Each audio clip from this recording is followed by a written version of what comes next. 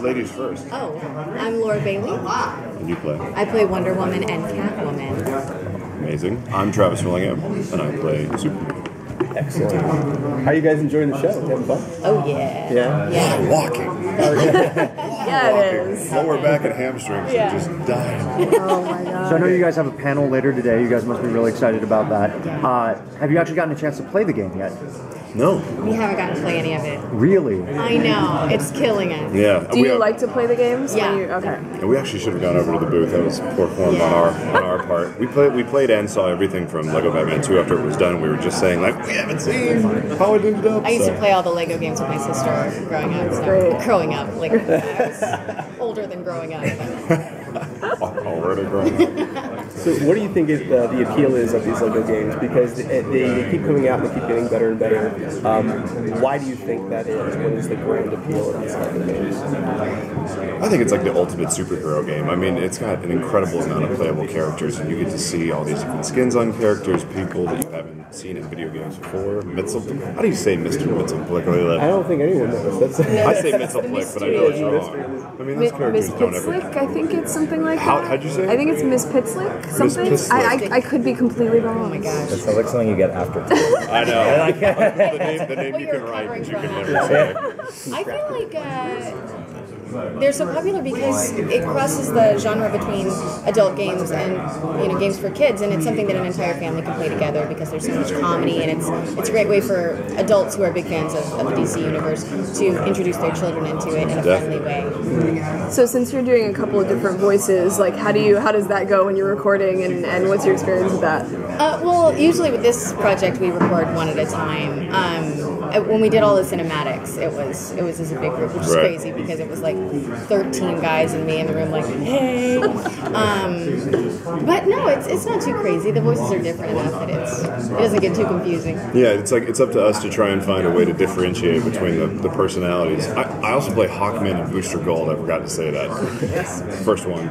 But you have to if one of the character voices is in your middle range, then you have to really go outside of what that sounds like to try and sound like somebody different. So it gets a little cartoony, which lends itself nicely to this because this game takes itself totally seriously. Yeah, it's completely. Yeah. It's like Arkham Asylum. I compare it to Zack Snyder's take on Man of Steel. Right? Absolutely. I know. Every obviously you guys seem like you're real fans of the characters, real fans of the DC universe. Everybody that I've talked to has what their definitive version of a character is. So for you guys, for Wonder Woman and Superman, what's your definitive version of the character? Where do you draw inspiration from? Oh man. Well, do you have an answer? Well, yeah. Go ahead. Okay. My ultimate Catwoman, Michelle Pfeiffer. So cool. And then with I look at like Wonder Woman from Justice League. Yeah. Series. Yeah. Just because Susan Eisenberg. Yeah, she's so great. Christopher Reeve is obviously my Superman. He's yet to be beaten. But like the early '90s Superman in the comics, pre-mullet, is like what I always think of. It's not where I drew my inspiration because this Superman is slightly naive and obnoxious, which is fun to play. But yeah, those are my icons for those characters. So give us a little taster of the kind of voices we can expect from you in the game, and also your favourite lines. Thank you for that. Yeah. All right, good. Favorite lines. It's funny you should ask that. I like this. What preparation? Well, actually, it's fun because in this game, the superheroes kind of get exposed to something that creates extreme emotions in them, and Wonder Woman gets exposed to a very angry emotion. So for a lot of the game, she is level 20, just over the moon, angry at everything, and so there's a lot of screaming, and it was really fun to get to play that level. It's kind of like you when you haven't eaten. I get hangry.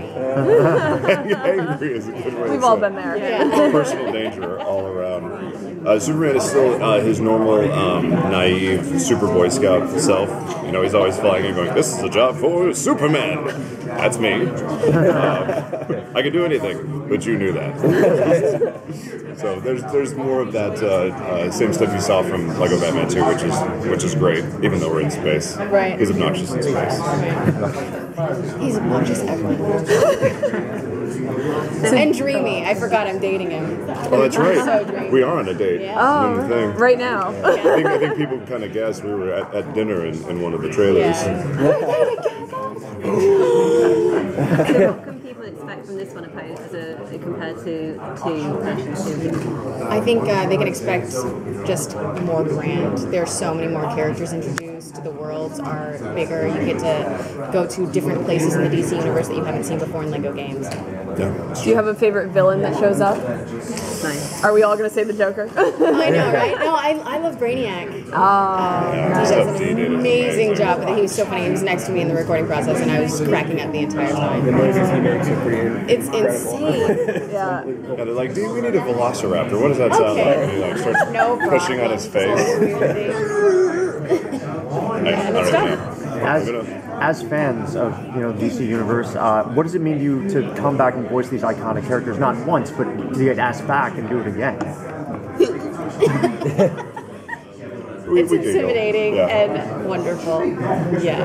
I just hope we do them justice. It's nice when the take on a character that you've done is I guess appreciated enough to have you back and not have someone else coming into it. So we're very thankful for that, and we love these characters, and for some of us it's like if you get to play a Wonder Woman or a Superman, that's kind of like a check mark on any actor's list if you're a fan of any kind of these things. So who else would you want to check off that you haven't gotten to do yet in the superhero world? Oh man, that's a good question. That's a lot. That's a lot. It's a long list. Just one? Just one? I would like to play Troy Baker. And we've got this in the I would background like to play here. Batman. I'd probably do a better job. Oh, that's really I've actually played. Speak as a Jordan. It is so get up. We're done. Are you having us? We're done. Okay. Thank you so much. Thank you so much, guys. Good to see